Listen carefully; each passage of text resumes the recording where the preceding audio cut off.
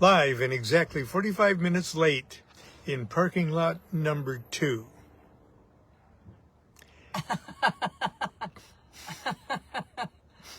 My mind's going a million miles an hour about It's the pause. Sacramento and number 2. Oh, we're so bad. Oh, yeah, I know. It's a beautiful town, and it is. Really? It is. It's a food desert. It's a food desert. And nothing is convenient. It is a beautiful day. And it was is incredibly windy. Absolutely a beautiful day. If I could see through my allergy eyes. Yes, that's why you have your. You're not seeing that. No. I have red, itchy eyes, and they're not watery. They're dry and itchy. And yeah. My eyebrows are itchy. My skin is turned to. You're still beautiful, and it makes you look exotic. Sort of like a Polynesian person with an allergy. Like a Polynesian goddess with an allergy. Anyway. I could roll my eyes. We had Monday night class last night. Yes, and we were in second class on Crowley's. It's an essay rules about practical rules about the law of Thelema, if there is such a thing. That he wrote in Duty. Yes. That he wrote a long time ago. When did he write it? 1904? Yeah. Really early. We were all surprised that it was so early. Yeah, because some of it's talking about deforestation and shoddy-built homes and adulteration of food and the environment. Anyway, and animal rights in a way, yeah. A little bit too, so a little bit. Yeah. Yeah, and anyway, it was interesting. And next week we'll start Lon's book. Tarot Architect class. It'll probably last at least a month, yeah. So anyway, well, there is a mention of incarceration. Yes. In duty. In duty, yeah. Talk about. And it's very much idealistic, and a lot of the stuff was like, well, it is. It was idealistic. What you do, what happens about people who take certain rights away from people should have that exact right taken away from them. But not quite eye for eye, Not quite like that, but it did sound a bit like that, and as if the people who didn't commit the crime probably were driven to it by the fact that crime was already committed on them by somebody else or society or something. There's usually a cause for someone to do that. I don't think people are inherently naughty. But the practical application for it more or less depends on everybody on the planet being a Thelemite and understanding, yeah. A total an enlightened Thelemite, because we're all Thelemites, but we all screw up like 99% of the time. Yeah, right. We don't live up to our own expectations of, well. But if they did, real freedom is when you do your will 100% of the time. That's the only time you're free. Well, good luck with that. Well, I mean, I shouldn't be so negative about it, but goodness. Well, if all of the policemen or the police and all of the judges and all of the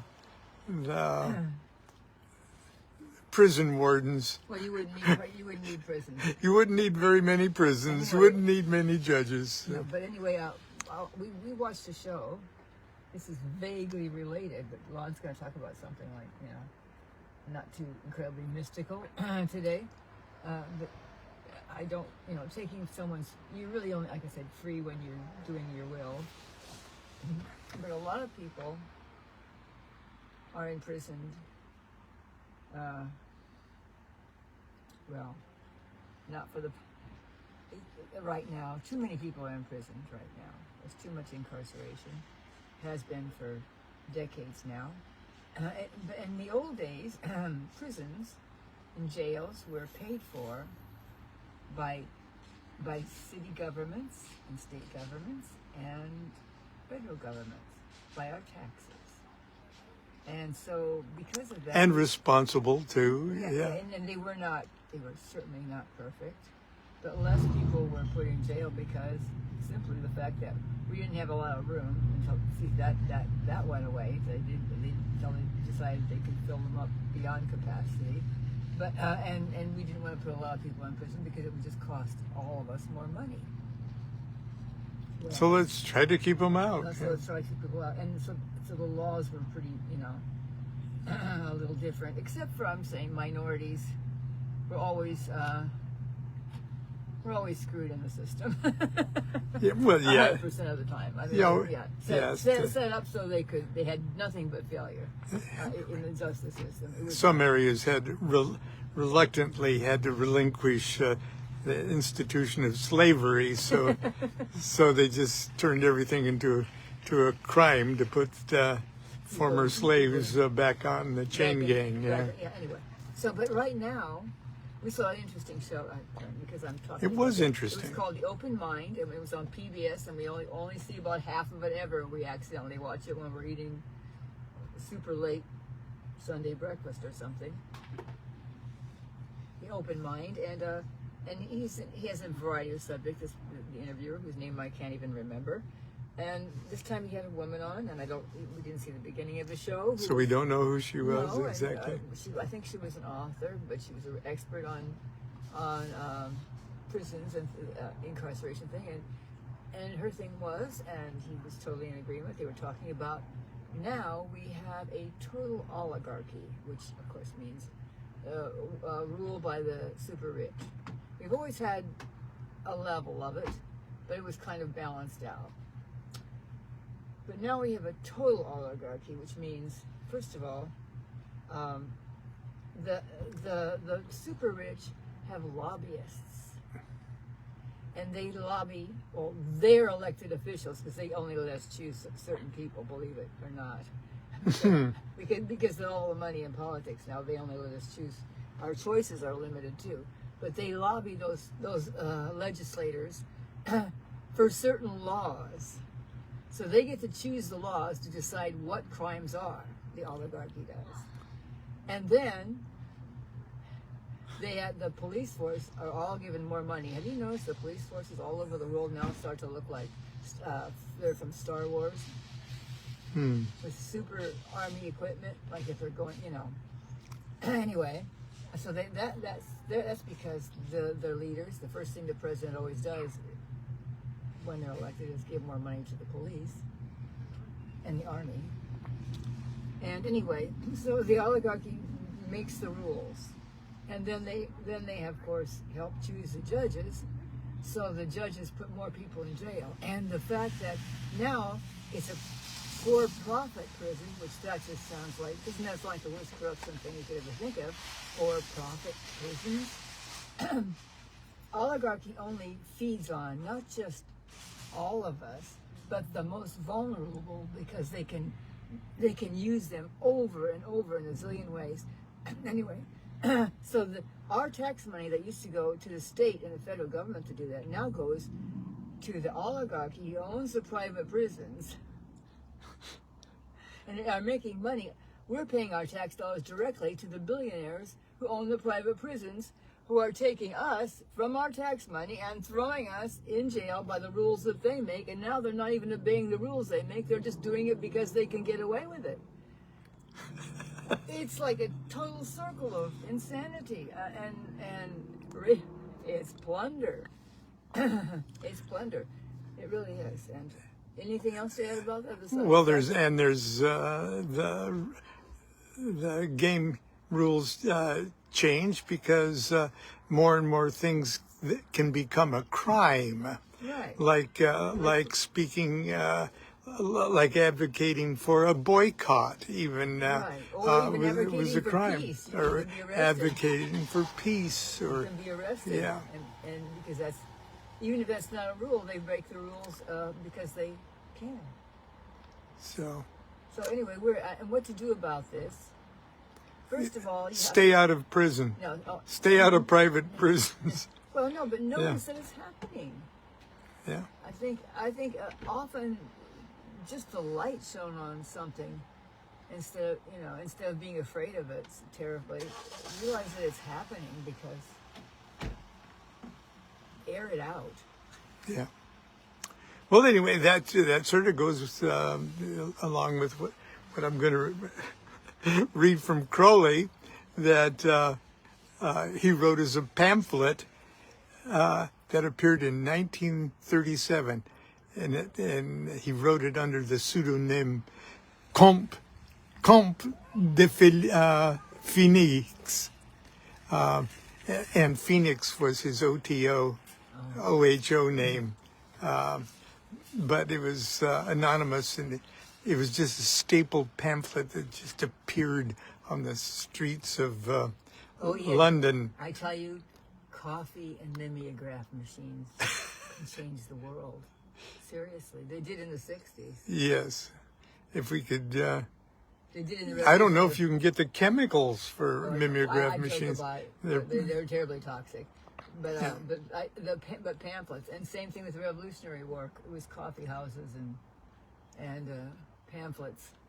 So go to the coffee house and conspire. Yeah, coffee houses are traditionally places where revolutions are fomented. So. Well. But now it's just people bringing their 3 kids in a stroller and 2 dogs. The dogs are meeting each other, and the kids are meeting each other, and the parents are ignoring them all while they're on their phone and ordering expensive lattes.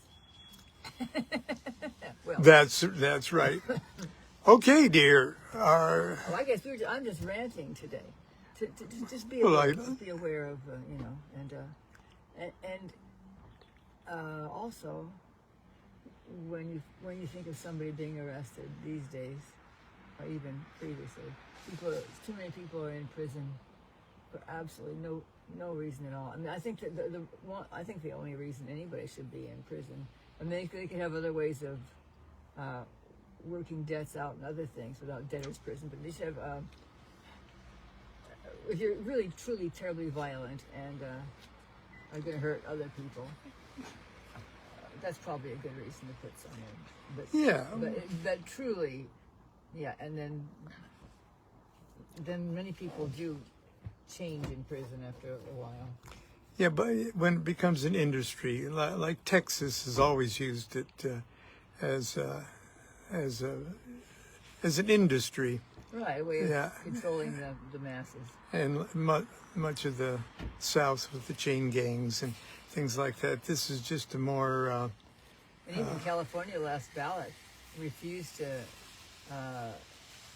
not have forced labor. That's slavery for the firefighters. For the firefighters. For the firefighters, because they were, I think people were, not that they weren't realizing they were voting for slavery, but which they were, but that they were afraid that nobody would be a firefighter. Yeah. And that the whole place would burn up. Well, the whole place burned up anyway. So. Right. Anyway. Okay, could you roll your window down just a little bit? Because thank goodness it's warming up.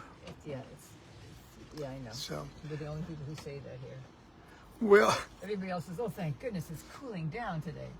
Well, thank you, dear, for your parking lot wisdom. It's not wisdom, it's just ranting, but now and then. So, well, I'm going to set this up over here, and hoping you can see it okay. And where's my stuff? Okay, darling. You don't need to get peanuts because you got peanuts for me. There are peanuts in the back. When we're through, you can have some peanuts. Okay. And when I'm through shopping, you can have some peanuts. Okay. Maybe a date or a small mandarin orange. Oh, that sounds good. How cute. Until then, I'm going to share the scientific solution of the problem of government. Oh, he's an expert. Yeah, let me see when Crowley wrote this. He wrote this. Well, on coffee, maybe cocaine and oysters. Stapled pamphlet in London published by the OTO. Oh, Lord. Did I know that? The author was given as Comte de Finis. Crowley's secret name as the outer head of the OTO is Phoenix, and the pamphlet was marked strictly private and confidential. I've lost my mask. So and I love the way it starts out. The average voter is a moron. That's none of you out there included, but so that doesn't mean us. No, or doesn't mean you. But we're not. We know nobody listening to us is average. We're not average. That's our out. We're either below or above it, but we're not average. Well, this is parking lot number 2. There'll be parking lot number 3 and a couple of little chores in between. So we're only starting our adventure today.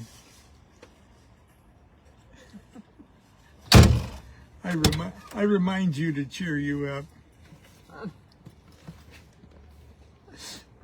Okay. But the car is, knock on wood, is behaving okay. Okay. This is very short. I know we've kept you from doing really important stuff already. This is called the scientific solution of the problem of government. Now remember, in 1937, England was, it was before the United States anyway, was in World War II, okay, a good 5 years before we're entering the war. But Germany is making terrible, threatening,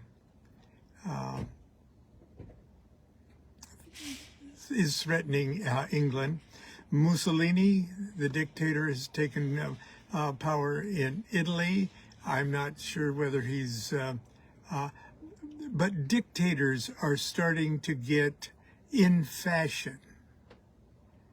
And as much as certain portions of the Book of the Law would, talk about strength and things like that could be misinterpreted, in my opinion, as being supportive of that kind of authoritarian philosophy. All of the big nightmare of World War II has not yet happened. And Crowley put this pamphlet out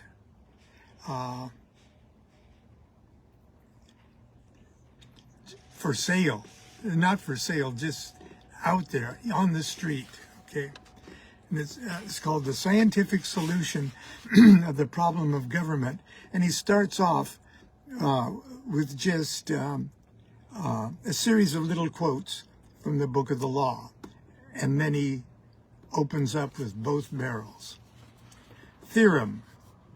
The scientific solution of the problem of government is given in al vel legis. This law supersedes all empirical theories hitherto current. Now he's got quotation. Chapter 1. Every man and every woman is a star. Let my servants be few and secret. They shall rule the many and the known. Do what thou wilt shall be the whole of the law. The word of sin is restriction. Thou hast no right but to do thy will. Do that, and no others shall say nay. For pure will, unassuaged of purpose, delivered from the lust of result, is every way perfect. Love is the law. Love under will. Chapter 2. Is a God to live in a dog? No, but the highest are of us. They shall rejoice, are chosen. Who sorroweth is not of us. Beauty and strength, leaping laughter and delicious languor, force and fire are of us. Yea, deem not of chains, ye shall be as ye are, and not another, and not other, excuse me. Therefore, the kings of the earth shall be kings forever. The slaves shall serve. Chapter 3. Choose ye an island, fortify it, dung it about with enginery of war. I will give you a war engine. With it ye shall smite the peoples, and none shall stand before you. But the keen and the proud, the royal and the lofty, ye are brothers. As brothers, fight ye. There is no law beyond do what thou wilt. Okay. Demonstration. Number 1. The average voter is a moron.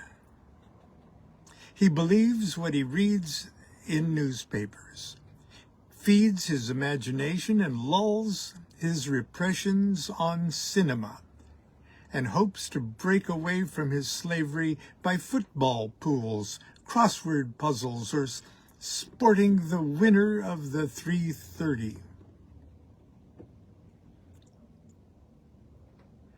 We could add a few more of those things that we lull our repressions by. You might be holding one right now. I might be talking into one right now. Okay? He is ignorant, as no illiterate peasant is ignorant. He has no power of independent thought. He is the prey of panic. But he has the vote. 2. Men in power can only govern by stampeding him into wars, playing on his fears and prejudices until he acquiesces in repressive legislation against his obvious interests, playing on his vanity until he is totally blind to his own misery and serfdom. The alternate method is undisguised dragooning, coercing. In brief, we govern by a mixture of lying and bullying.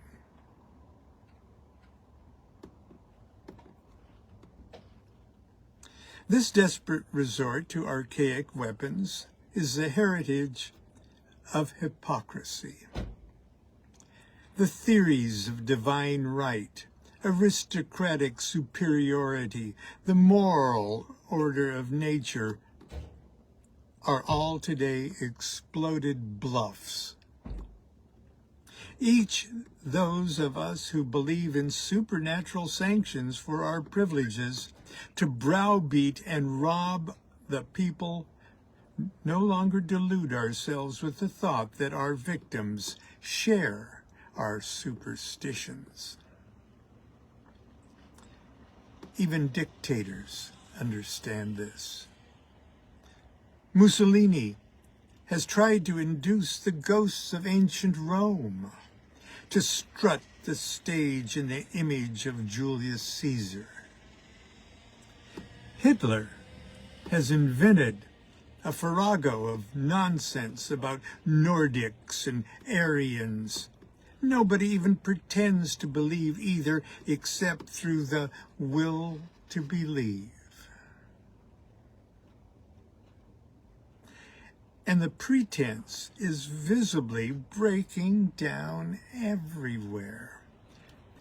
They cannot even be galvanized with spasms of pseudo-activity, as still occasionally happens with the dead toads of superstition. 5.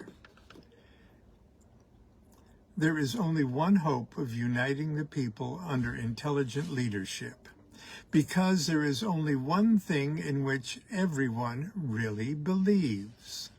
That is, believes in such a way that he automatically bases every action of his daily life on its principles. This is true of practically all men, whatever their race, caste, or creed. This universally accepted basis of conduct is science. Science has attained this position because it makes no assertion that it is not prepared to demonstrate to all comers.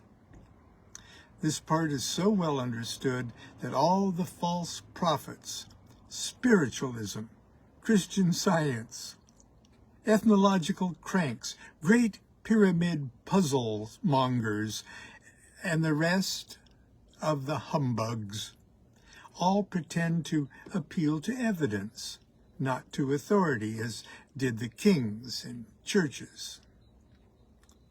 The problem of government is therefore to find a scientific formula with ethical implication. This formula must be rigidly applicable to all sane men soever, without reference to the individual qualities of any one of them. 7. The formula is given by the law of Thelema. Do what thou wilt shall be the whole of the law. This injunction, in one sense, infinitely elastic, since it does not specify any particular goal of will as desirable, yet it is infinitely rigid, in that it binds every man to follow out exactly the purpose for which he is fitted by heredity, environment, experience, and self-development.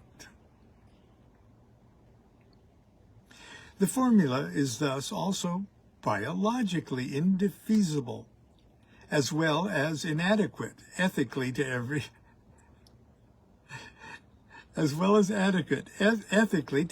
individual and politically to the state. Good luck. Let this formula be accepted by every government. Experts will immediately be appointed to work out, when need arises, the details of the true will of every individual. And even that of every corporate body, whether social or commercial, while a judiciary will arise to determine the equity in the case of apparently conflicting claims. Such cases will become progressively more rare as adjustment is attained. All appeal to precedent and authority, the dead wood of the tree of life, will be abolished, and strictly scientific standards will be the sole measure by which the executive power shall order the people.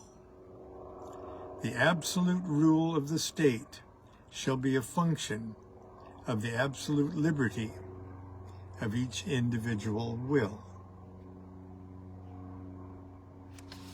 So that's what Crowley threw out as a pamphlet in 1937. Anyway, that's it for today for our parking lot visit. I hope to see you tomorrow in my more comfortable, cozy living room chair. And until then, continue to be good to yourself, be good to each other. Do what thou wilt shall be the whole of the law. Love is the law. Love under will.